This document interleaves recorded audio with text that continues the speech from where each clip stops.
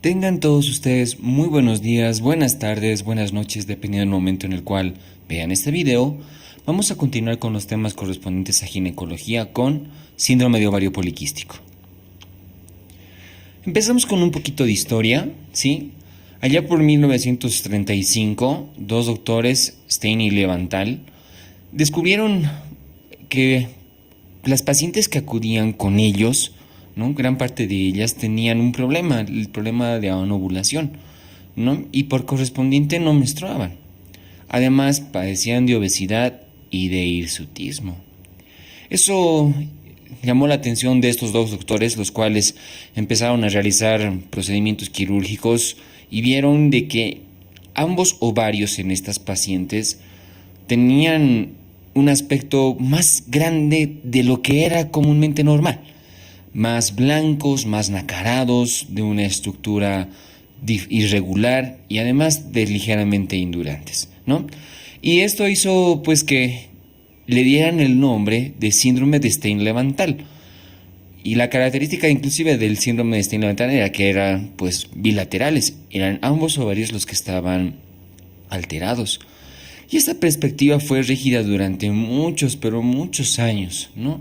Fue ya los últimos estudios de las sociedades que veremos a continuación que le dieron ya el nombre de síndrome de ovario poliquístico y que continúan con la misma perspectiva en general de amenorrea, obesidad, hirsutismo y anovulación. Pero ya vieron de que habían otras enfermedades además del síndrome de ovario poliquístico que causaban esto. Pero evidentemente la primordial y la que es importante en ginecología es síndrome de ovario poliquístico. Pregunta: ¿el defecto en el síndrome de ovario poliquístico radica en la fase folicular, la fase ovular, la fase lútea, la fase menstrual o en todas las fases? Bien, vamos a hacer un pequeño repaso fisiológico de cómo es que es el ciclo menstrual y el ciclo ovular, para tener un poquito en cuenta en qué momento se produce la alteración y además de ello saber en la fisiopatología y entender un poco qué es lo que sucede, ¿sí?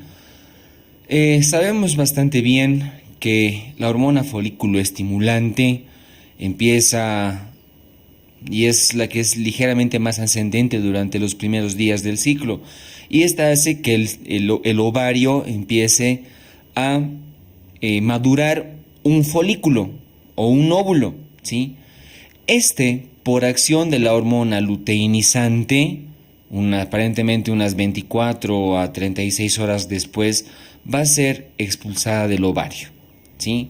Y esta hormona luteinizante es patrocinada mucho por el efecto de los estrógenos, ¿sí? Las células de la teca y la granulosa son las correspondientes en formar el estrógeno, y esta hace además que sean sensibles para la hormona luteinizante.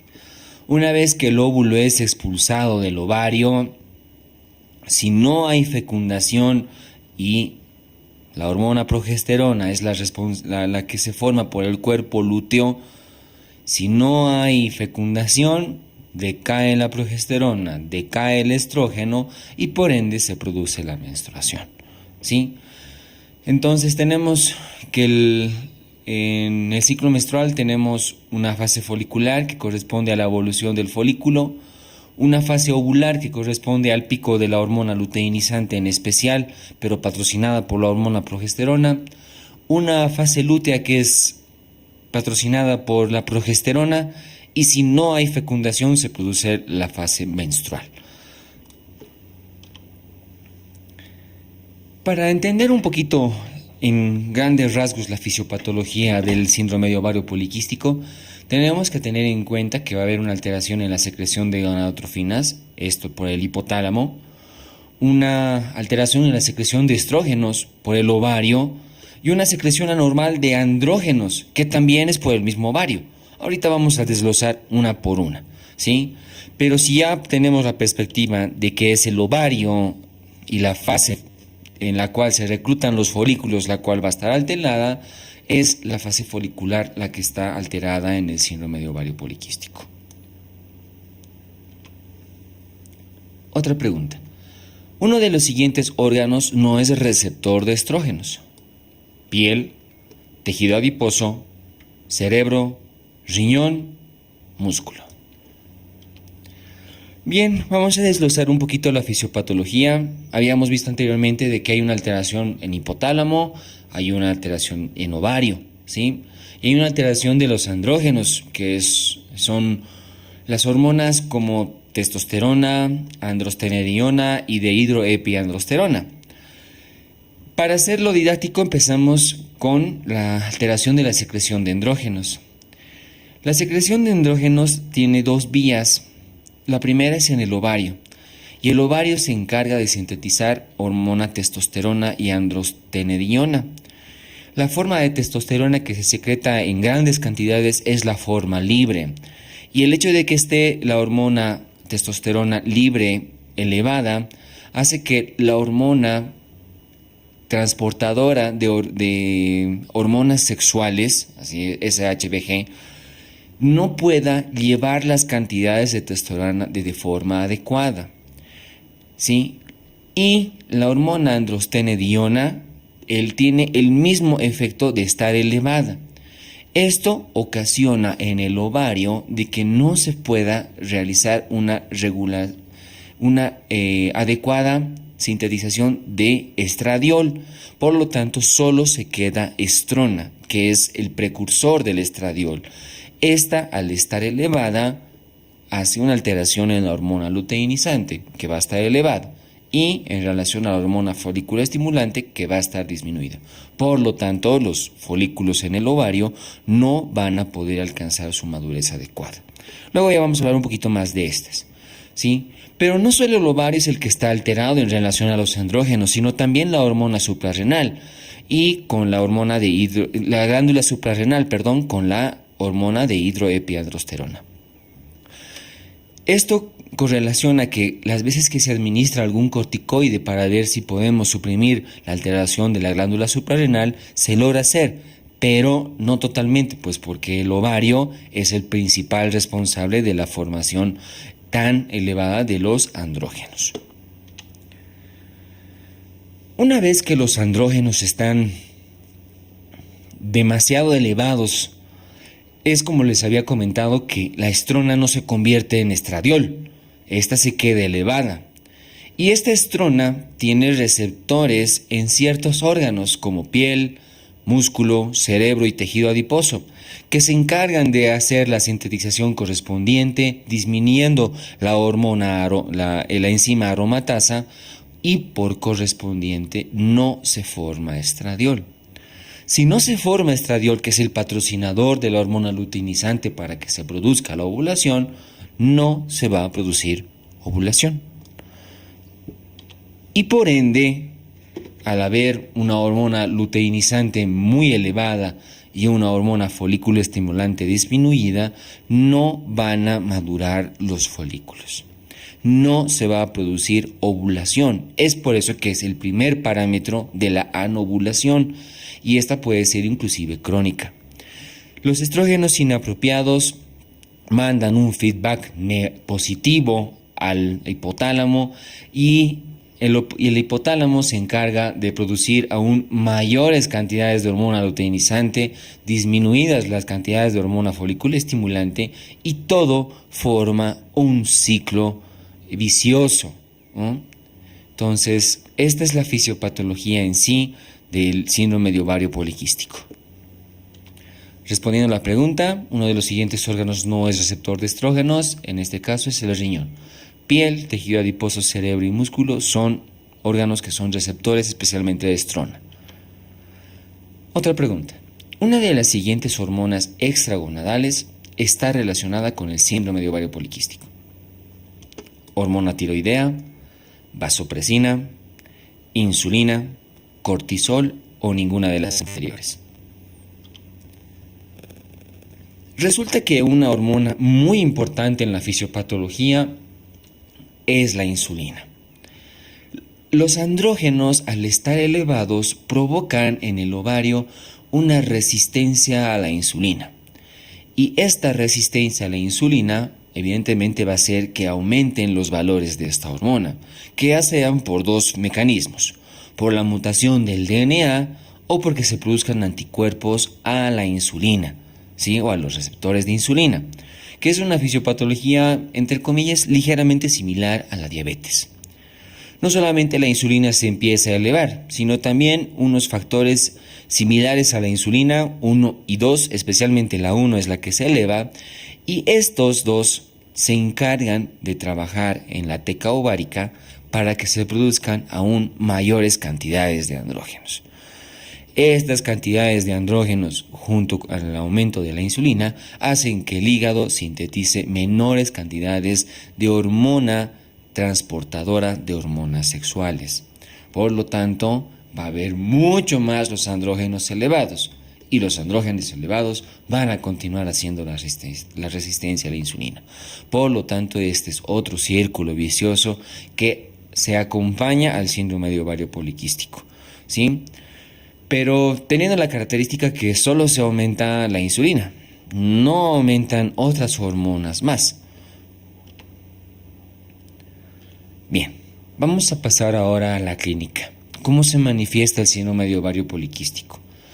Y la característica es muy notoria de este síndrome, mas no es absoluta. Lo vamos a ver a continuación.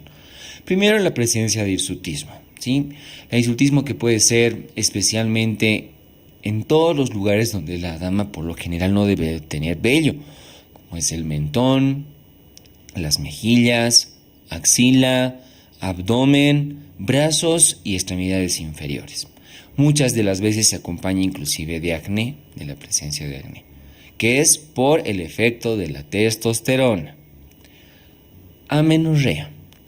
Como no hay una ovulación y la fase lútea permanece prolongada, no se produce las cantidades de progesterona suficientes por el cuerpo lúteo. Esto hace que tampoco disminuya y por ende no se produce menstruación. Algunas veces se presenta un escaso sangrado genital que puede ser, entre comillas, posible por algún cuerpo lúteo que ha tratado de evolucionar, mas sin embargo los andrógenos no le han dejado evolucionar. La otra característica, obesidad. Gran parte de todas las pacientes con síndrome de ovario poliquístico tienen obesidad, y esto es porque la estrona, como trabaja en tejido adiposo, no permite que ésta sintetice cantidades de estradiol. Por ende, se acumula la hormona en tejido adiposo.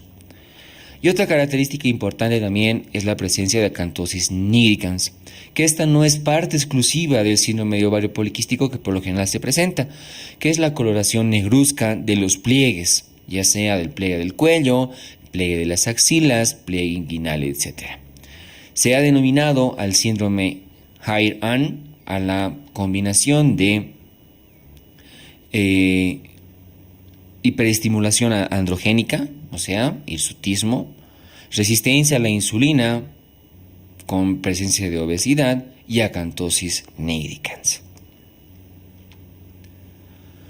¿Cómo realizamos el diagnóstico del síndrome de ovario poliquístico? La bibliografía es un poquito escueta en relación a hacer el diagnóstico, pues aparentemente bastan algunas veces los signos y síntomas que tiene la paciente para hacer el diagnóstico. Pero también podemos pedir un perfil hormonal, es decir, estudios de laboratorio, en el cual evidentemente nos van a importar los más involucrados en este caso, como ser estradiol, hormona luteinizante y andrógenos. Mas sin embargo es adecuado pedir porque muchas de las veces las relaciones están alteradas, como por ejemplo la relación de estradiol-estrona, la relación de estradiol-progesterona, la relación de hormona luteinizante folículo estimulante, que es decir que esté alterado, es decir, en alguna fase del ciclo la hormona folículo estimulante debería estar elevada y la hormona luteinizante disminuida, pero en el síndrome de ovario poliquístico ocurre lo contrario. Lo mismo en relación con el estradiol y la estrona. Pero también podemos pedir otros andrógenos como la hidroepiandrosterona para ver el compromiso de la glándula suprarrenal, y también podemos pedir prolactina. Se ha demostrado que las pacientes que tienen síndrome de ovario poliquístico tienden a tener ligeramente elevada esta hormona, y por la alteración que se produce en relación al hipotálamo. Y también en relación a la disminución de la liberación de hormona transportadora de hormonas sexuales. ¿Sí? Y otro criterio que es muy importante es la ecografía. Si la ecografía es muy clásica, podemos ver claramente varios folículos pequeños que no alcanzan la maduración ideal. Según la literatura, encontrar 10 o más es parte del criterio. 1, 2, 3, 4, 5, 6, 7, 8, 9, 10, cabal. ¿Sí? Es la forma en cómo se realiza el diagnóstico ecográfico, que es muy determinante. No hace referencia a la bibliografía, pero pongo cómo pasaron los criterios diagnósticos desde 1990 a 2006. En 1990, la Federación Internacional de Enfermedades para el diagnóstico de síndrome de ovario poliquístico postuló 3 situaciones: que haya la presencia de hiperandrogenismo e hiperandrogenemia, o sea que había la posibilidad de ver el laboratorio elevado de los andrógenos; oligoovulación crónica, o sea que no se produzca ovulación, lo mismo que anovulación, y que sea excluida por otras patologías; y la presencia de 2 criterios o más hacía el diagnóstico de síndrome de ovario poliquístico. Rotterdam en el año 2003 presentó estas variantes: que era la presencia de oligo o anovulación, hiperandrogenismo clínico o bioquímico. Puede ser de que no pudieran haber laboratorios alterados, pero si había la clínica probablemente era suficiente. La presencia de ovario poliquístico en ecografía y que se excluya otra endocrinopatía. Ya no era solamente patología en general, sino otra endocrinopatía. Y aquí la presencia de 2 criterios o más daba el diagnóstico de síndrome de ovario poliquístico. Mas, sin embargo, la Sociedad de Andrógenos Elevados en el año 2006 postuló la siguiente forma: que haya la presencia de hiperandrogenismo, ya sea clínica o bioquímica; que haya disfunción ovárica sin la necesidad de que haya anovulación; y que se excluya otra patología. La presencia de 2 criterios hacía el diagnóstico de síndrome de ovario poliquístico. Este es el criterio que se maneja actualmente, no ha cambiado.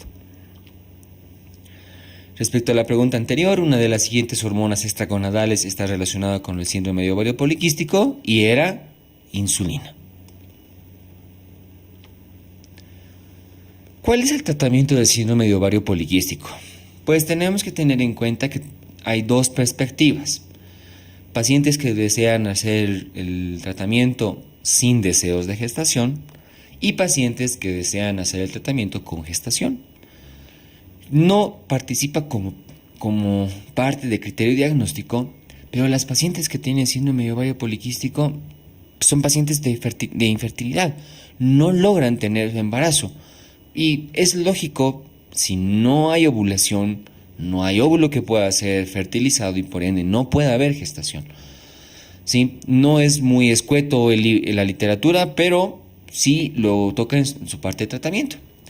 Tenemos que tener en cuenta de que hay perspectivas para realizar el tratamiento en caso de no desear una gestación.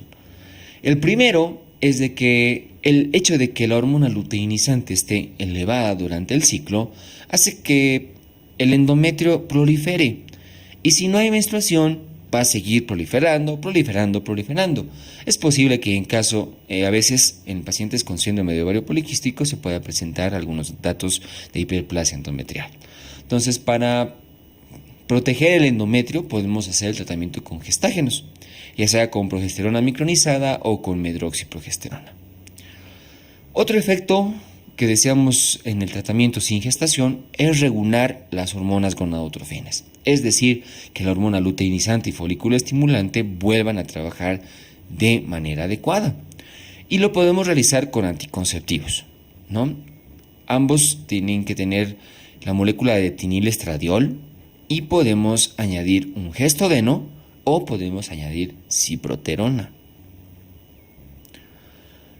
Respecto al hirsutismo, y especialmente cuando hay parte de glándula suprarrenal comprometida, podemos utilizar corticoides como dexametasona o metilprednisolona. Pero si es netamente del ovario, El tratamiento del hirsutismo lo hacemos con ciproterona o espironolactona. Esta última se dice que es la droga de primera elección. Mas, sin embargo, la ciproterona tiene menor actividad mineralocorticoide. Pero ahora también vemos cuál es el tratamiento en aquellas pacientes que desean gestación, ¿sí? Y tenemos los primeros inductores de la ovulación, que han tenido bastante efecto en las pacientes con síndrome de ovario poliquístico. Y el más importante es el citrato de clomifeno. Este es un adecuado inductor de ovulación, no solamente para síndrome de ovario poliquístico, sino para otras causas de infertilidad, que puede ser administrado de forma solitaria o puede ser administrado además con hormona menopáusica humana. La combinación de ambos ha traído muy buenos resultados. Pero también se puede utilizar simplemente la hormona menopáusica humana sin algún inductor de la ovulación, ¿sí? Y algunas veces se mencionaba que podía administrarse además con la hormona folículo estimulante, pero no ha demostrado que sea más efectiva que administrar solo hormona menopáusica humana. Lo que sí, cuando se administra hormona menopáusica humana, para hacer un adecuado feedback, para además no solo estimular la ovulación, sino para que el cuerpo lúteo dé unas adecuadas condiciones, se administra con adotrofina córnica humana. También refiere el libro de que podríamos utilizar análogos de la GnRH. El más representante se llama leoprolide. Mas, sin embargo, no se recomienda, puesto de que acelera demasiado la actividad del ovario para formar los folículos y se produce una sobreestimulación del ovario y podemos provocar de manera muy temprana una menopausia en la paciente. Por lo tanto, este tratamiento no se utiliza actualmente. Pero también tenemos perspectiva quirúrgica. También podemos hacer el tratamiento de forma quirúrgica, es decir, con cirugía. ¿Y en qué caso se hace con cirugía? Cuando el tratamiento médico no ha sido efectivo. Tenemos dos perspectivas. La resección en cuña ovárica, que consiste en seccionar una elipse en el ovario y posteriormente suturarlo. Aparentemente esto disminuye la cantidad de los andrógenos. Y otro tratamiento que se utiliza más en la actualidad, ya no se utiliza mucho en la resección en cuña ovárica, es el drilling ovárico, que es decir, puncionar el ovario por lo menos unas 10 veces para tratar de romper esos folículos que están en proceso de mala maduración, ¿sí? Ambos tienen una buena efectividad, pero no son tratamientos de primera línea. Actualmente se tienen además otros tratamientos como hipoglucemiantes. Metformina se utiliza para la resistencia a la insulina y también se utilizan inhibidores de la aromatasa para que la hormona folículo estimulante pueda trabajar de manera adecuada. De todos modos, uno de los pilares actuales del tratamiento siempre es una dieta, tratamiento con anticonceptivos y, en lo posible, el tratamiento antidiabético, como ya había mencionado, con metformina. La combinación haría un buen éxito en el tratamiento médico y evitaría un procedimiento quirúrgico. Bien, para reforzar el tema, vamos a hacer un casito clínico. Paciente de 28 años de edad acude al servicio de ginecología refiriendo alteración de la menstruación con oligomenorrea y cuando se presenta lo hace en escasa cantidad. Refiere además que no logra conseguir una gestación durante los últimos 2 años. Al examen físico destaca la presencia de sobrepeso, presencia de acné sin alteración de signos vitales. Ante el caso expuesto, cite qué estudio de gabinete no utilizaría para el diagnóstico probable. Ecografía ginecológica, glicemia, perfil hormonal, ¿todos son necesarios o ninguna? En este caso la respuesta es glicemia, puesto que si estamos pensando en síndrome de ovario poliquístico, la glicemia no forma parte ni siquiera de una probabilidad en el diagnóstico, porque lo que se eleva es la insulina, pero la insulina se eleva por una resistencia en relación a los andrógenos. no como en la diabetes, que por ende va a haber aumento de la glicemia. En el síndrome de ovario poliquístico no va a haber glicemia. Pero un dato muy importante es el siguiente. Las pacientes que tienen síndrome de ovario poliquístico tienen un factor de riesgo a la larga de hacer diabetes. Muchísimas gracias. Me despido con una frase del bajista D'Angelo que dice: donde quiera que vayas, sin importar el clima, lleva tu propio sol. La actitud lo es todo. Muchas gracias.